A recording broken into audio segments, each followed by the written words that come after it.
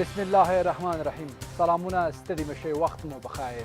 نن یکشنبه د روان لمریز کال د غبرګول یا جوزا لومړی او د 2022 کال د مې 22مه نیټه ده. تاسو د ژوندون د شپږو بجو خبرې ټولګه ګورئ. د خبرونو په پیل کې تر ټولو مهم: افغانان له لوږې سره مخ کیږي.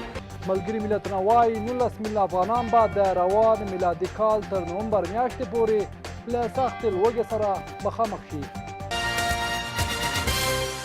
پر وروستي وضعیت د امریکا غبرګون. امریکا او افغان لوري پر وروستیو حالاتو خبرې کړي. درمل په خلاصېدو دي. د درملو او خدمتونو مسؤلین وایي د افغانستان مارکیټونه د درملو له کمښت سره مخامخ دي. او په بهرنیو خبرونو کې به وګورئ چې د امریکا ولسمشر په آرام سمندر سیمه کې د زیات همکارۍ غوښتنه کړې.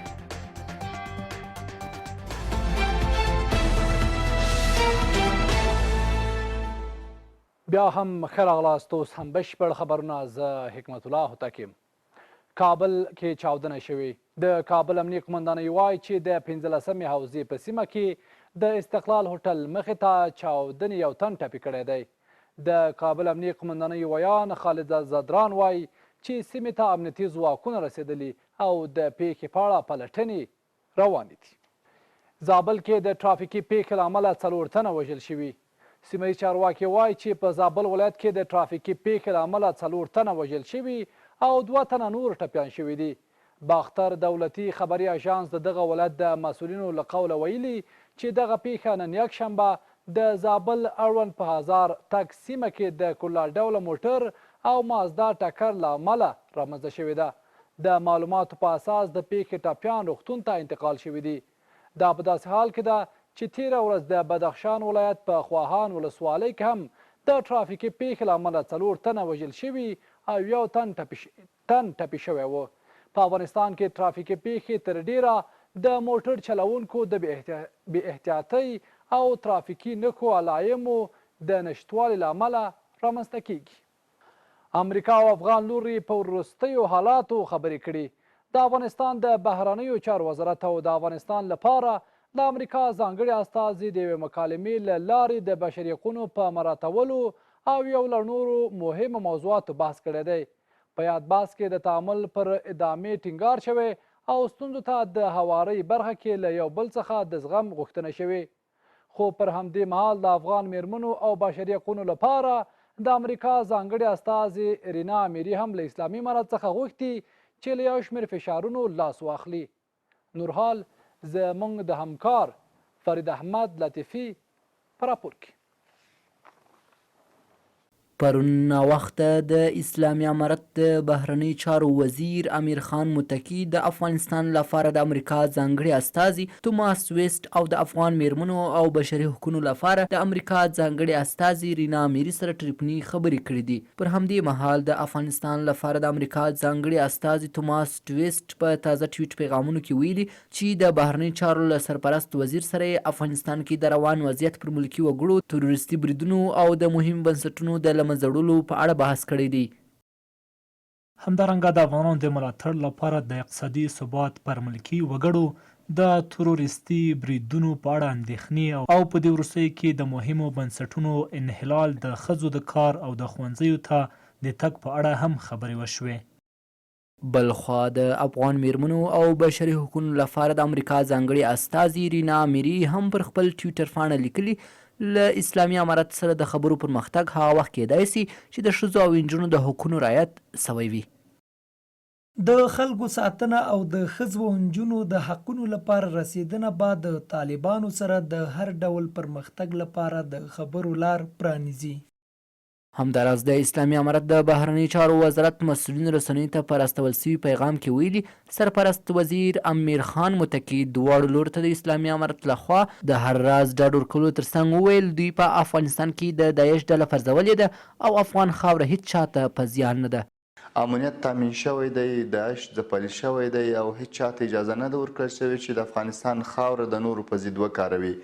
د بهرنیو چارو وزیر زیاته کړه چې بانکي نظام سره له ټولو ننګونو فعاله دی افغانۍ خپل ارزښت ساتلی دی. حکومت توانېدلی دی چې خپلو 500,000 پخوانیو او لسګونه زرو نویو مامورینو ته له توپیر پرته معاشونه ورکړي. دغه پیغام کې ویل سوي سرپرست وزیر د رینا اميري د خبرو په جواب کې ویلي د پوهنې، روغتیا او پاسپورت په برخو کې افغان ښځې په دندو بوختې دي او حجاب سره افغان ښځې کومه ستونزه نه لري.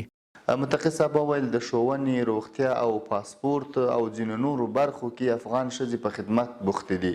د حجاب په باب فرمان صادر شوی چې افغان میرمنې ورسره ستونزه نه لري. د مخدره توکو د بندش فرمان هم صادر شوی او عملي شوی دی. په پای کې دواړو لورو هوکړه وکړه چې تعامل ته به ادامه ورکوي او د پرتو ستونزو د هواري په برخه کې به له زغم څخه کار اخیستل کیږي. امریکا او افغان لوري پر داسې مهال پر وروستي حالات خبرې کوي چې د نړیوالو سازمانونو په خبره افغانستان اقتصادي او روغتیايي حالات ټکنی دي او دلته خلک سختو ستونزو سره مخ دي او که نړیوال مرسته ونه رسوي بشري ناورین به رامنځته سي. د نړۍ جګړه ځپلو سیمو کې 80% لوږه ثبت شوې ده. د ملګرو ملتونو سرمنشي وایي د نړۍ په سطحه 80% لوږه په جګړه ځپلو سیمو کې ثبت شوې ده. انتوني ګوتریش په یو ټویټ پیغام کې ویلي کله چې جګړه وشي خلک له لوږې سره مخامخ کیږي. د ملګرو ملتونو د خوړو نړیوال پروګرام په وروستیو کې ویلي چې په افغانستان کې بشري وضعیت او د خوړو کموالی د ډېرې اندېښنې وړ دی. د ادارې د اټکل له مخې نږدې 19 میلیونه افغانان د روان میلادي کال تر نومبر میاشتې پورې به له سختې لوږې سره مخامخ شي. شنونکي وایي له افغان شخصیتونو سره د اړیکو او ستنولو کمیسیون لایحه به مثبتې پایلې ونه لري.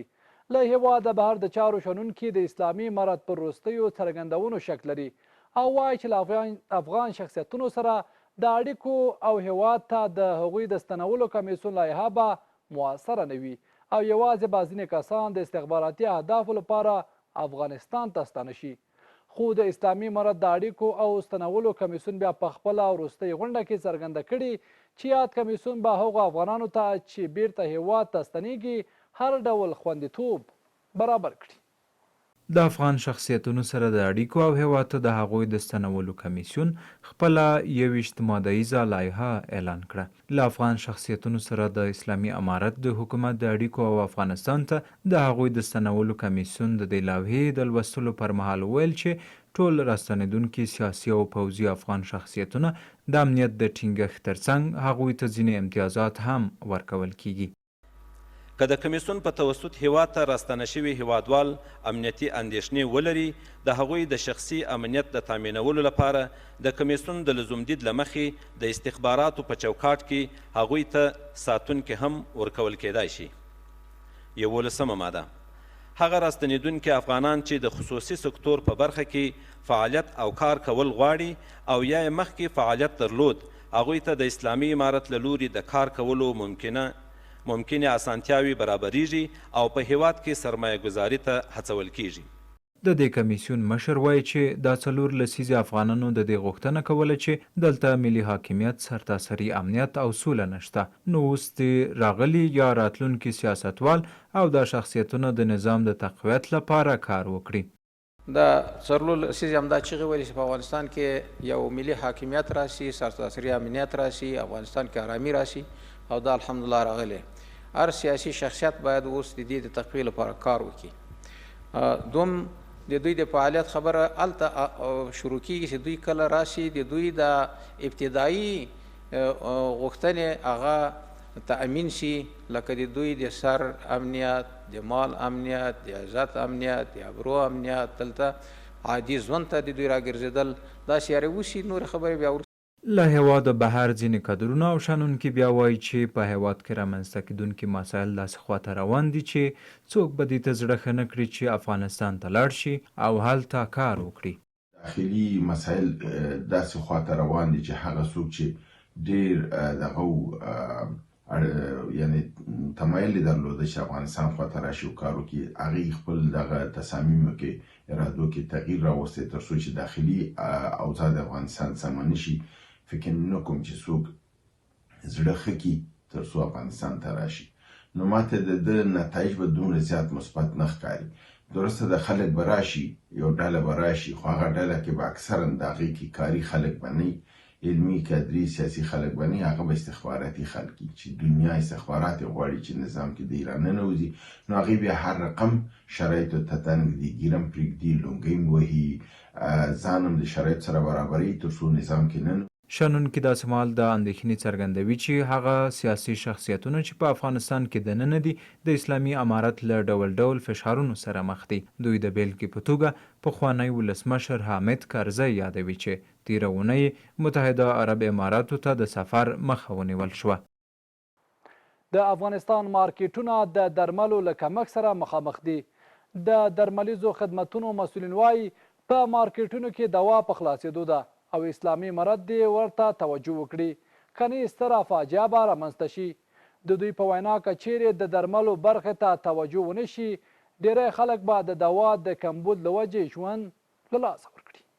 د افغانستان د درملیزو خدمتونو ټولنې مسؤلین وایي په افغانستان کې درمل په کمیدو دي او که چیرې پاملرنه ورته ونه شي خلک به د درملو د کمښت له امله خپل ژوند له لاسه ورکړي. دوی همداراز زیاته کړه د اسلامي امارت د صحت برخې مسؤلینو سره یې ناستې کړي خو کومه پایله یې نه ده ورکړې. موږ 15 میاشتې در مخه دا فکر د ځان سره کاوه دا چورت مو د ځان سره کاوه دا ویره مو د ځان سره درلودله چې زموږ په دوا کې کمی را روانه ده او په مارکیټ کې دوا کمیږي. نو بیا موږ د مسؤلینو سره د صحي مسؤلینو سره که څه وزیران صاحبان دي که څه معین صاحبان دي که څه رئیس صاحبان دي د ټولو سره موږ خپلې خبرې وکړلې او ورته مو وویل چې تاسو دې ته سخته توجه وکړئ چې دوا په بازار کې کمیږي مخ پر کمبود باندې روانه ده او د دې لپاره تاسو باید یو داسې اجنډا جوړه کړئ یا داسې یو برنامه جوړه کړئ چې دوا کمه نشي په بازار کې د ولس د افغانستان د دوا کمی سره مخامخ نشي. متاسفانه چې په مسؤلینو کې د صحي په بخش کې چې هر څوک مشران دي هغه اداره په غاړه کې ده هغه ودې ته هیڅ توجه ونه کړل. بیا مو بار 4-5 مجلسونه ما ورسره وکړل دا ستونزه مو ورته ویله. هم مهاله یو شمېر نورو زیاته کړه چې د افغانستان مارکیټونه ممکن د یوې میاشتې درمل ولري او په اسلامي امارت یې غږ وکړ چې تجارانو ته د درملو د وارداتو زمینه برابره کړي. دا دوایي که ډېر کفایت وکړي یو میاشت او نیم میاشت نور که داسې مشکلات دوام وکړي دا دوایي هم دوا قیمتېږي هم د عام خلک باندې تاثیر لري هم دوا قیمتېږي هم مشکلات ډېرېږي. دې کې باید سهولت هم تاجر ته برابر شي او هم د قانون کې سهولت راشي چې دا تاجر وکولی شي چې دا دوا راوړي. په ورته وخت کې ځینې نور وایي د درملو د کمي یو علت د ویزې په ځنډ اخیستل دي او ویزې د اسانۍ غوښتنه یې وکړه ترڅو د اموالو په واردولو کې چټکتیا رامنځته شي.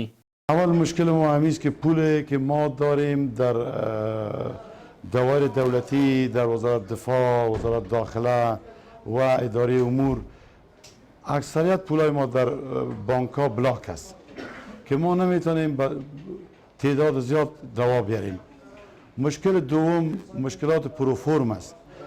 ابی فعلا تمام پروفورم های ما در اداره دوا و غذا بسیار به شکل کندی پیش میره. نبودن ویزه است. ما فعلا ویزه نمیتونیم گرفته که بریم به کشورها عاجل دوا بریم.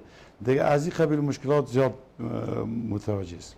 د افغانستان د درملیزو خدمتونو ټولنه داسې مهال غونډه ترسره کوي چې د نړیوالو سازمانونو په خبره دننه په افغانستان کې روغتیایي برخه پیکه شوې چې د دوی په خبره که نړیوال مرستې ونه کړي ښایي افغانستان له بشري ناورین سره مخ شي.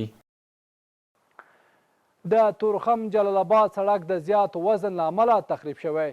موټر چلونکي له اسلامي امارت څخه غوښتنه کوي چې د تخریب شوي سړک د جوړېدو چارې دې پیل کړي. چارواکي وایي د کابل کیمپ په سیمه کې ترازو جوړه کړي ترڅو د زیات وزن مخنیوی وشي. د دوی په خبره پلان کې لري چې په راتلونکي کې د تخریب شوي سړک د بیا ترمیم کارونه پیل کړي.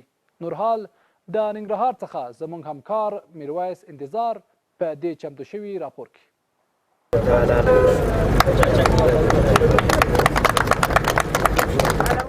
د تورخم جلال آباد سړک چې د کلونو راپدې خوا د تجارتي اموالو د انتقال لاره ده د ورځې په زرګونه موټر چې له ټاکلي وزن څخه زیات مواد پکې وي له همدې لارې تیریږي. دغه سړک چې ځای ځای تخریب شوی مسؤلین زیات وزن یادوي چې د موټر چلوونکو لخوا د کوزې پښتونخوا نه راوړل کیږي.